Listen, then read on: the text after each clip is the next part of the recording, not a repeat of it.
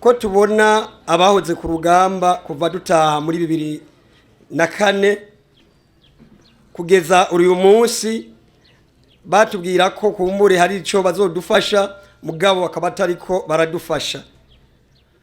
Twasaba ko ubwo bushikiranganje bwo kwivuna basi n'abahoze ku rugamba ko boraba tugatuma tuja mu bundi bushikiranganje twegukiramwo, kuko aho usanga abahunze igihugu bashonje kubera inzara uyu munsi aribo bataha bagahita bafatwa neza bakazimanwa kurusha abahabuje igihugu cy'u Burundi.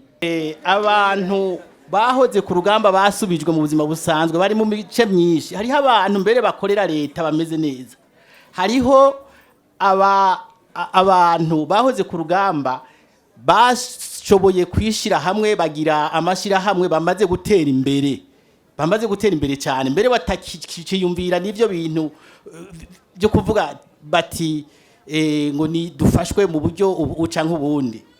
Hanyuma turetse n'ivyo ubushikiranganje bwo kwivuna basi no kwita abahoze ku rugamba burafasha mu buryo butandukanye.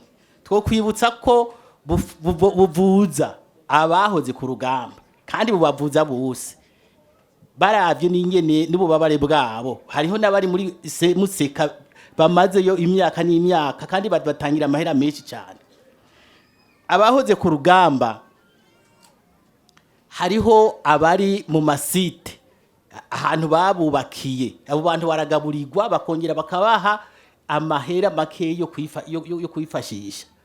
Mu majambo make hariho itegeko ryashizwe ku mukono n'umukuru w'igihugu. Iryo tegeko ryari rikeneye itegeko mperekeza, itegeko mperekeza bimwe bavuga texte d'application.